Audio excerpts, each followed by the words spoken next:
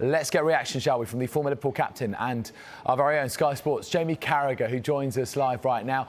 Hi there, Jamie. So now we know he's staying. What's the overriding feeling for you? Is it elation? Is it relief? A bit of both, I would say.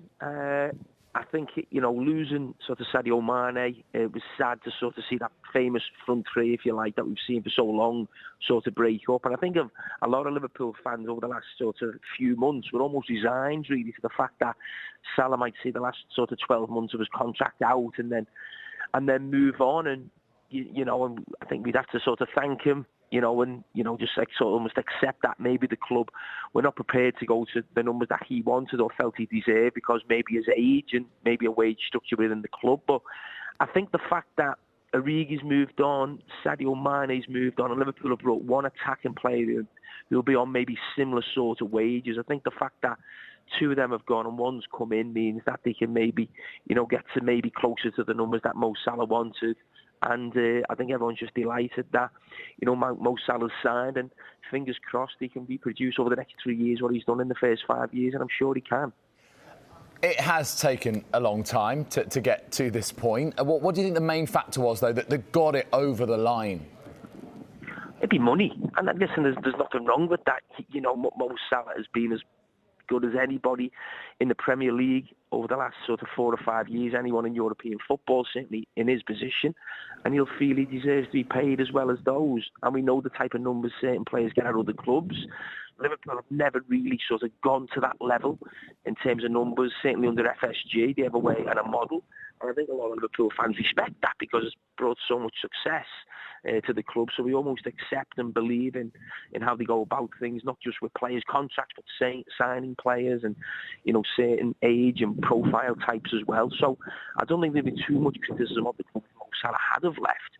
As I said, because the structure FSG used has been very successful. But I think now and again, when you have someone as special as Mo Salah, the rules that you have in place, you have to certainly bend them. Maybe not so much break them, but you have to go maybe closer to, a position that maybe you don't want to. Certainly with a player coming into his 30s and the way he looks after himself, I think he can be like, you see Cristiano Ronaldo right now at the age, I think, of 36, 37, still getting goals in the Premier League. I think the way Mo Salah looks after himself and leads his life, I think there's a good chance in these next 3 years we'll see it, no sort of drop-off in the numbers that he gets.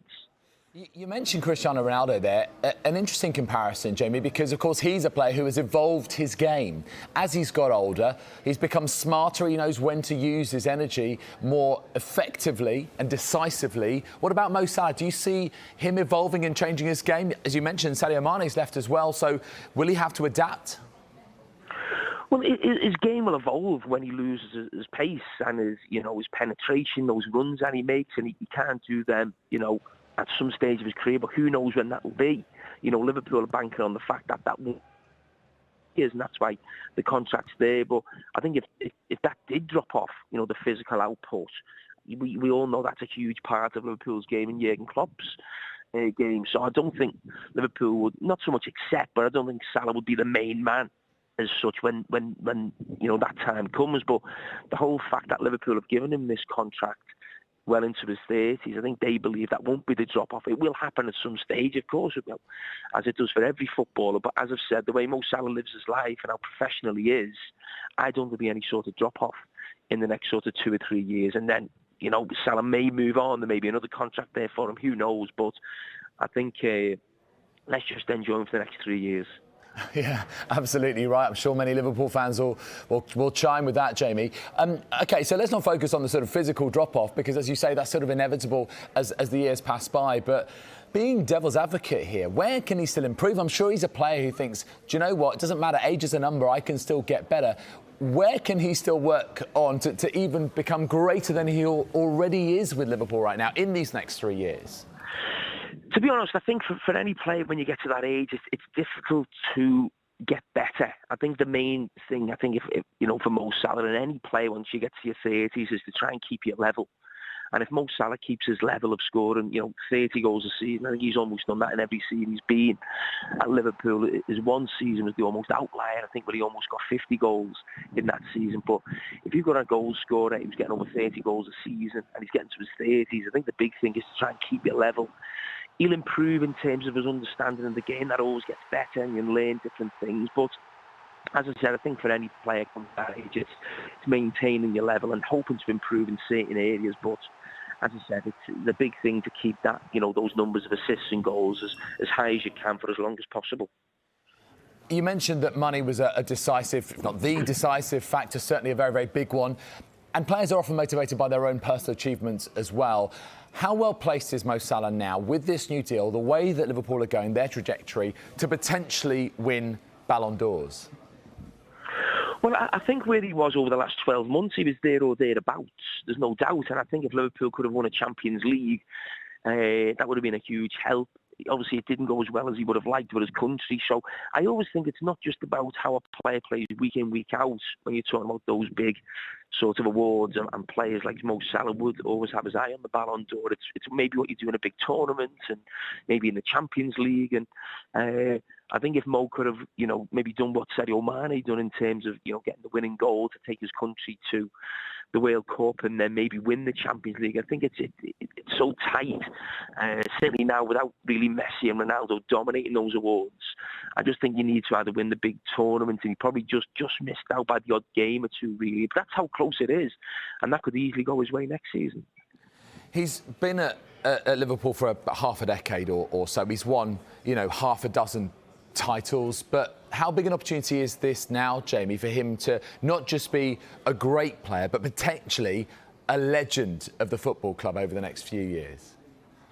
Mo Salah's already a Liverpool legend. There's no doubt about that. And if he would have moved on in 12 months, he would have still been a legend, even though he'd left for nothing. That wouldn't have changed.